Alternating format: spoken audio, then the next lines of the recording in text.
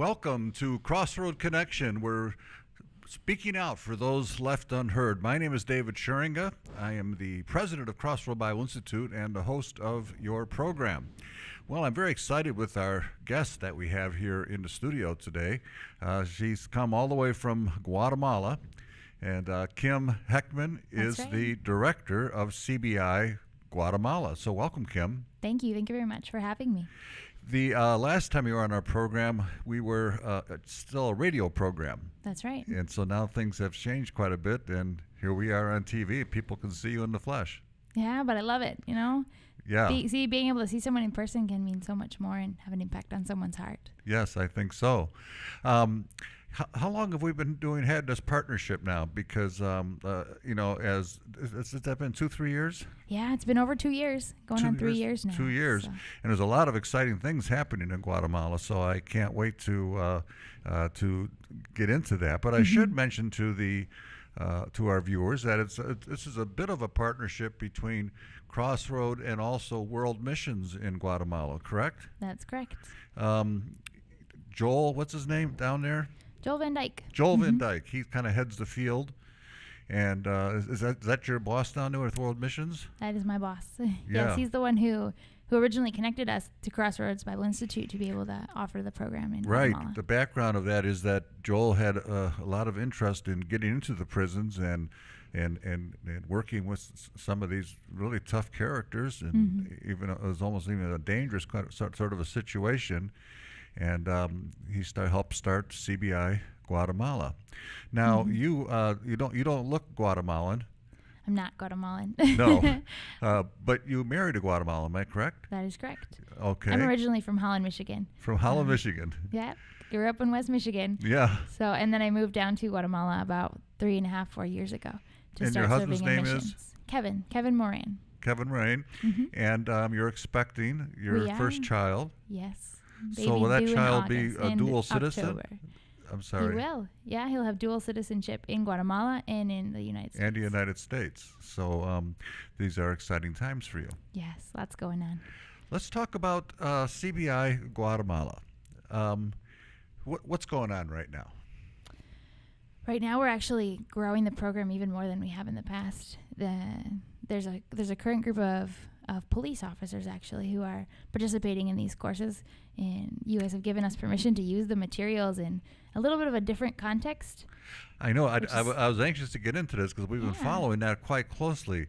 And just so our viewers understand, you're talking about a group of people who are taking the course who are not incarcerated, but they are police officers. Is that equivalent to our corrections officers? They're actually not all correction officers. Some of them are? They're members of the National Police. They work for the National Police Force in Guatemala City. And now this is very interesting. This has got to be a first in CBI's history for policemen and corrections. Although we have had corrections officers before take them here and there, but we're talking over 100, right? Yeah. Well, the current group is actually 60, and we have been having sign-ups in a little informal fashion to kind of get an idea of who's interested, and the group looks like it will be growing to about 160 in the next month or two.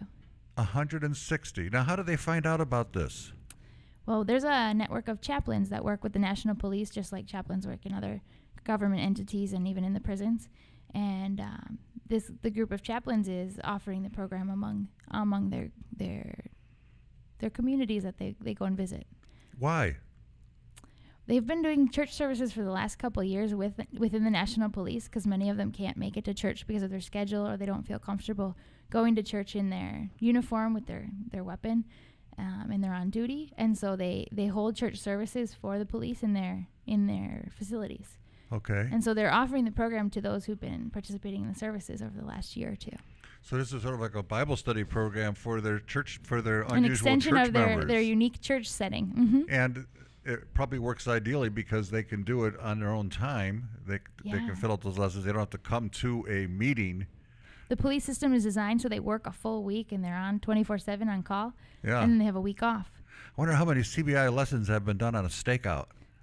You wonder, right? Yeah, let's just sit here and do this while we're waiting, right? Yeah.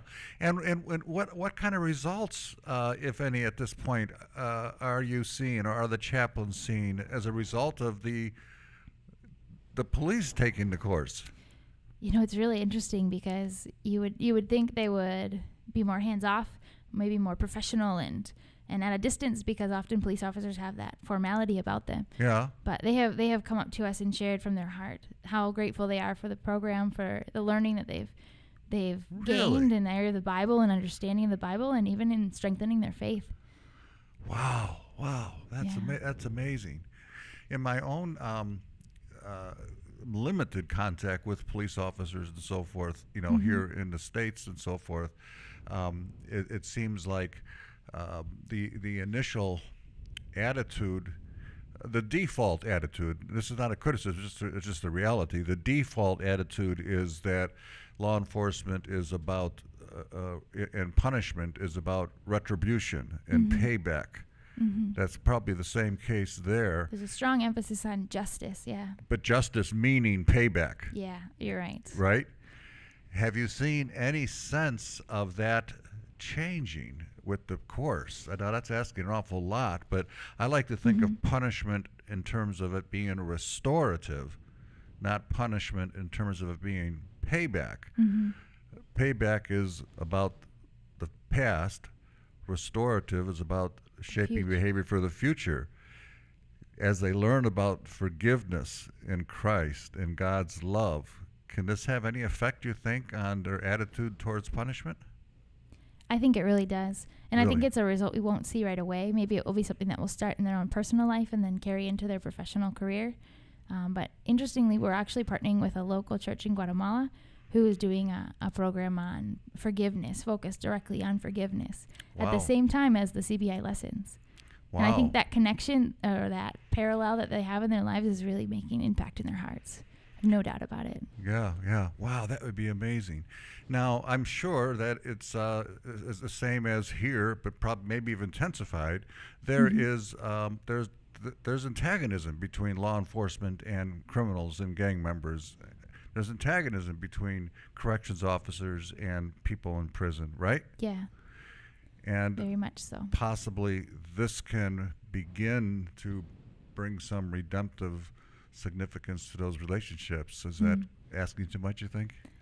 I don't think anything's too much for the Lord, but it would be beautiful to start seeing those bridges be built between the correctional officers, the prisoners, and even the police force, who often are interacting with those who are in the public and on the streets on a daily basis as well. I would love to see some of those bridges be built. I want to talk about the students that you have behind bars, but just to wrap up with the police thing, do you have a particular story of a policeman? I do. I actually brought a letter along. A letter from a policeman. That is okay. right. It's in Spanish. It's but in I have Spanish. it translated into English for those viewers who don't speak Spanish. I'm Right. not sure which language you'd like me to read it in, but I would love to share it. Well, when anybody talks to me in Spanish, I have one response: "No hablo español," and that's the best I can do. I once I was English might be better then. I was in a hotel not too long ago, and there was a Latin housekeeper, and so I thought I'm just gonna say hi to her. But so I went hola, and she goes hola, and then she started in more. Then I was lost, and so then I said no hablo español, and then she just laughed because she thought that was so funny that I would say in Spanish I don't speak Spanish. Because it implies you have enough to speak it. What's to that? be able to say you don't speak it. Yeah, Oh, no. yeah, exactly. Well, you know what? I want to give us the background of this letter. We're going to take a break before we actually read it. Okay. But how did you get this? Who is this person? This is one of the police agents who's actually participating in the program. He's in tier 1 of the Grandes Verdades de la Biblia, Great Truths of the Bible. Okay. And he's about halfway through the course, and he wanted to send a letter to CBI saying thank you for the opportunity that they've given him to study. Does he have a name? His name is William. William. Okay. William, it's a lot longer, but that's his easiest name in English. Right after the break, we're going to hear this letter from William, a police officer in Guatemala, halfway through the Spanish version of Great Truths of the Bible, and how that course is changing his life. Now, how can people not want to stay tuned for that? Stay tuned. We'll be right back. Now you can shop online for all CBI resources. To order copies of our curriculum, CBI training materials, and CBI gear such as candles, pens, and mugs, please visit us at cbi.fm and click on the online store. Welcome back to Crossroad Connection. My name is David Schuringa, and I have in the studio with me today Kim Heckman. Kim is the head of the director of CBI Guatemala, and she's here in our Grand Rapids studio all the way from Guatemala. That's and right. Before the break, Kim, we're talking about is there a letter or a testimony from a policeman in Guatemala who's taking the course? You have about 150 policemen who are signed up for this course, and the chaplains got them involved, and you have a translation. Can you share what William has to say about the course? I would love to share it. It was written on May 18 in 2014. May God richly bless my dear brothers and sisters in Christ Jesus. I want to give each and every one of you a cordial greeting by this means, and my sincerest congratulations for your good work in the Lord. I want to tell you that these Bible studies have been a great blessing to my spirit and life. They've increased my faith and strengthened me to continue forward and not falter. They've helped me to better understand the Word of God through the weekly lessons. I also want to say that I have always wished to study Bible courses, and I've not had that opportunity. But the blessing of God has come into my life through you who have offered me these courses. Mercy, peace, and love be multiplied to you. Jude 1 verse 2.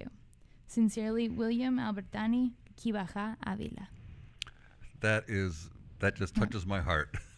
Isn't that beautiful? It is beautiful because, I never thought about that, what you explained in the first segment of the program, that the police, that's a different segment of society. They're not, they're kind of by themselves. They're in their own world. They're isolated in a lot of ways from the rest of the population. Very isolated and stuff. And so this course is like perfect for them.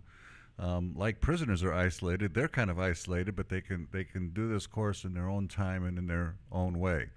Now, before we move on to the next aspect of your program down there, is it my understanding there's going to be like a graduation ceremony this fall?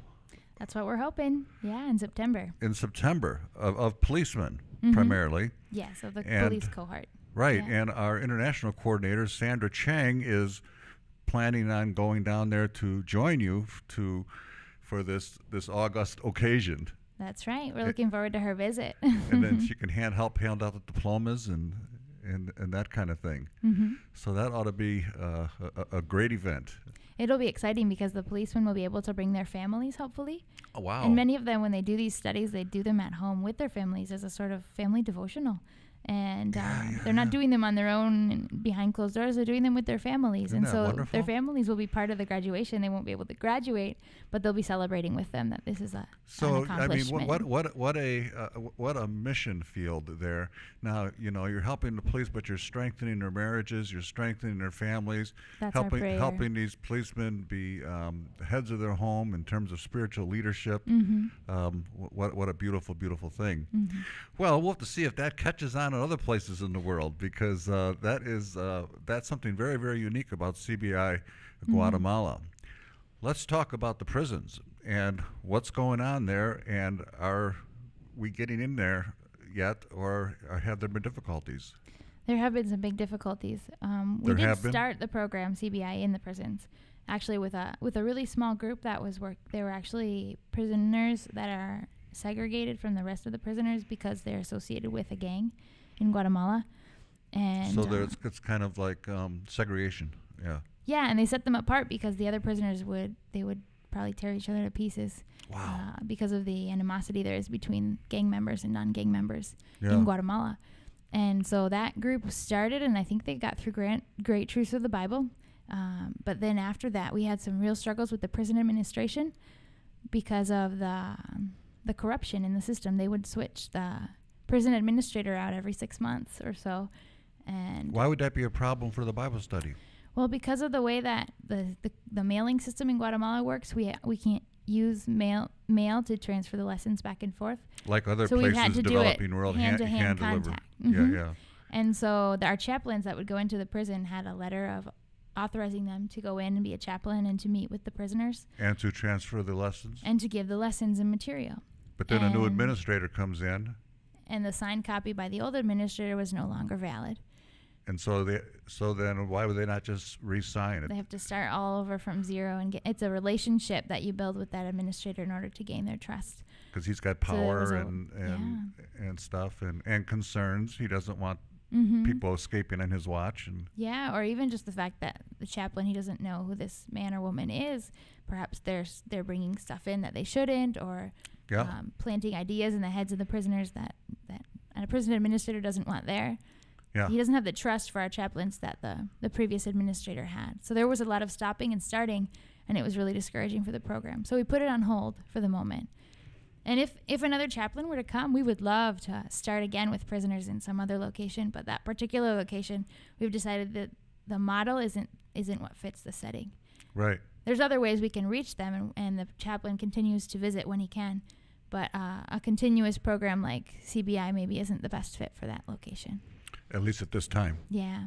And so you keep contact there, hoping to reconnect with the program, but you have to have the right people in the right place. Yeah. Are there other prisons that you could try CBI in? There are. We could probably get the word out through maybe a chaplain's network or something. That would probably be the best way to start up again in the prisons. But because we've been so focused with the police, we're still a baby, satellite campus, and so we're learning the process and how to be successful with this program. We wanted to start small, but we would like to eventually expand again into the prison system. This seems to me to be a natural partnership with World Missions. Am I right? Very naturally, yeah. Their work in Guatemala City is connected around supporting grassroots and local leaders, and many of them are chaplains. And so this is a program that services them in their needs, gives them tools to use in their service and their work. Right. Huge blessing. Yeah, and it's a discipleship program, and so it's something that kind of builds on your whole purpose for being there. I want to talk to you about the future of the program and what's going on, because I think I got wind from Sandra that you are training a new person to take over the program. We are so excited when a program takes roots and starts to become owned by its own people. It's really exciting. I'm not a Guatemalan. I live there and I work there, and I like to consider myself part of the community. But there's a local pastor. His name is Byron Aguilar, and he's really excited about this program. He's managing a network of chaplains. And so I'm hoping to coach him into that role so that he can become the CBI director for Guatemala and take the reins on a local level. Well, that's why we started up this partnership, because we knew that was your goal. I think you're the only non-indigenous director we have in the world, in the 26 or 30, because that's always been a high priority of ours, is to have indigenous directors, and then that engaging the churches and the people in that area. But you're kind of, because by marriage you're kind of half indigenous. So yeah, I'd like to think so. My baby will be. So your baby will be, right? So we're happy with that. But after the break, I want to hear more about this new director of CBI Guatemala. Okay. Okay. We'll be right back after this. At Crossroad Bible Institute, we are committed to helping people in prison develop relationships with Jesus Christ. By correcting Bible study lessons and writing letters of encouragement, CBI instructors participate in this ministry in a safe and secure way. For more information or to sign up to become a CBI instructor, please visit us at cbi.fm on the web. Welcome back to Crossroad Connection, talking with Kim Heckman here, who is the director of CBI Guatemala. That's right. You're not going to be the director forever. You actually are working with someone who is born and raised in Guatemala, who has a desire to do this. What's his name? His name is Byron Aguilar. And how did you get in contact with Byron? He's actually part of the network that Christian Reform World Missions works with in Guatemala City. He's a pastor and chaplain with the National Police. Okay, wonderful. And so then we will have a fully indigenous director in CBI Guatemala. And that is part of the philosophy of world missions too, isn't it? Yeah. We don't go down there as Americans to to be there forever. I mean, we want to hand it off, train locals, and then move into a new area. Is that about how it goes? That's a lot of what we're doing. I think the concept of maybe thinking of a baby egg that's being incubated for a time, and then when it hatches, becomes a chick, and it can walk on its own, and it becomes a little more independent to the point of being on its own completely. That's the image that we like to think of, and that's our goal really with Crossroads in Guatemala. Will you and your boss Joel and your husband so forth continue to do missions in Guatemala, or are you changing locations, changing countries? No, we'll continue doing missions. I'll take a little bit of time off for maternity leave personally, but then we will be continuing with other initiatives in Guatemala. And I'll be actually serving on the board for Crossroads because they're going to make it a formal are they really? CBI Guatemala will be its own organization. Wonderful. Yeah, under the umbrella of Byron's church, as he's the pastor there, and they asked me to be part of the board and continue helping them in the process, but not in an administrative role. Yeah, right. Now, World Missions has just made a big decision to require missionaries to raise 90% of their own support. Yeah. Does Joel raise all That's your the case guys' for money, Joel. or do you have to do Joel raises 90% of his support. I'm raising 100% as a partner missionary. of not a full your career support? Missionary. You're raising 100%. That's right. Of your support. Yes. Well, can our viewers help? That would be such a blessing. Yeah. Well, how can they help? How do they do it? How can they support you? Through Christian Reformed World Missions on their website, there's a tab that says Donate, and then you can choose by region, and we're in Central America, and then you just choose by name, and you choose Kim Heckman de Moran. There's also a project for Christian Reformed World Missions called Center for Transforming Mission, which is who is our local employer in Guatemala, and so you can donate directly to the project. So they can go to the crcna.org, go to World Missions, and go to support, donate, donate, and then it's going to come down a bunch of missionaries from all over the world and regions. Just follow through the drop-down But they're going to find your name, Kim Heckman. Heckman de Moran, I think, is how they have it registered. Oh, de Moran, because that's your last name, and they can start to participate in that. Well, that's I hope that many will do that. That's what we're praying. Thank you. Yes. Also, for sure, I'm sure we'll be doing a story on you again in our newsletter. We try to keep you exposed there in our newsletter and stuff too, because we're so proud of what you're doing and what you are accomplishing there. It's a privilege for us to be able to work with Crossroads and offer the program in Guatemala. I know it's a blessing to so many more, not just to us personally, or to the chaplains, but to the police and to their families. So we thank you for that. Yes. Well, the feelings are mutual. Are instructors being trained from the churches? They are. They are. Let's talk about the instructors. Yeah, it's a network of probably 8 to 10 churches at this point that we're working with. Oh, really? Now you're just blowing me away with this report, because 8 to 10 churches in that area have instructors and are involved in this. Yeah, because the chaplains in the network all are members of local churches, and so each of them has invited their own church to be a part of the instructor group. Oh, you're following the model perfectly. Yes. That's so exciting, huh?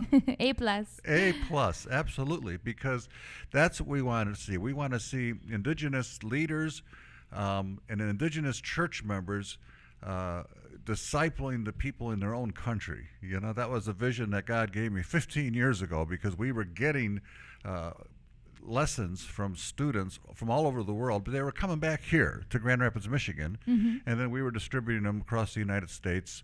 And I just thought, you know what, we need to, first of all, it took twice as long to take the lessons, overseas, and so we need to start having little CBIs become big CBIs in all these various countries. And so now here it's happening in Guatemala, in the churches. People in the churches are correcting the lessons, and they're getting back to the students.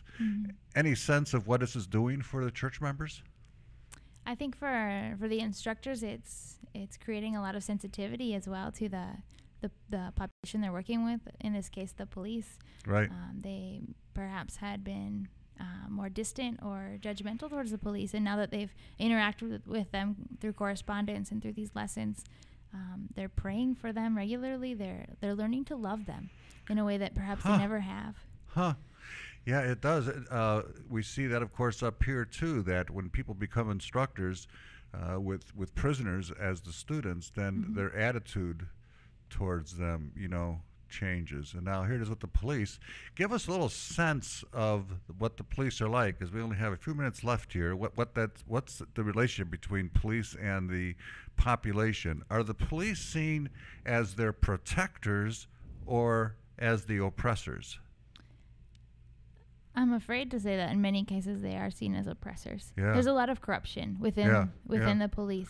The history, especially of the police department in Guatemala, they're often associated with the drug rings in Guatemala, or sadly there's a lot of corruption, and there's also a lot of violence the police face on a regular basis, threats of death or against them. Yeah, and regularly in the newspaper it comes out that a police officer was killed in a shootout or a chase, or there's a lot of violence and fear, among the police and the general population. Right. Yeah, that's something that's come to my attention not even that long ago, that in our own country, the fact is that, the wealthy and people like us, we look at the police force and we say, well, they're our protectors. We're not afraid of them. They guard our stuff. But you go into a poor community and a disadvantaged community, an underprivileged community, and they don't see the police as their protectors, and in fact, stories I've heard that sounds like my mother-in-law when she was a teenager in Nazi-occupied Holland. Yeah, it can be kind of scary. Some of those dynamics would be there as well, I suppose. I think there's a huge imbalance between those in power and those not in power in Guatemala, and that may be the root of much of the fear that the people feel. But just to give Say that again. A huge imbalance between those in power and those not in power. Interesting. Okay. And I think many times, just to give a concrete example, someone could be driving at night and being stopped by a cop could be a very scary thing. It may mean you might lose your car. For the driver. For the driver. It may mean you lose your car, something happens, if you're a woman, you're fearful of being raped or something. Wow. But it can be a really scary experience because people don't trust the police. Like we take for granted here, we can trust our police force. Right. Yeah. Well, thanks for sharing that with me. And I think that just underscores even more the terrific thing that you're doing by bringing Jesus to the policemen. So that he's the only one who can truly change hearts. So we're really He can change the hearts so that they can see that they are servants of Christ, as Romans 13 does. They're servants of God. And they need to serve the people as they protect them and help them. And it'll help to make Guatemala a different place. Well, our time is up, Kim. This has been such a delight. We're praying for you. We're excited to be part of the partnership with you. We'll be thinking about that little guy that you're giving birth to, that all will go well. Thank you. And just thank you for all that you are doing. Thank you so much. And thank you. And don't forget, you can support Kim Heckman. Go to crcna.org to World Missions, and it's a beautiful ministry, what God's doing down there. So give him a hand if you feel like it. My name is David Schuringa. Thanks for being with us, and I hope that you'll be right here again next week.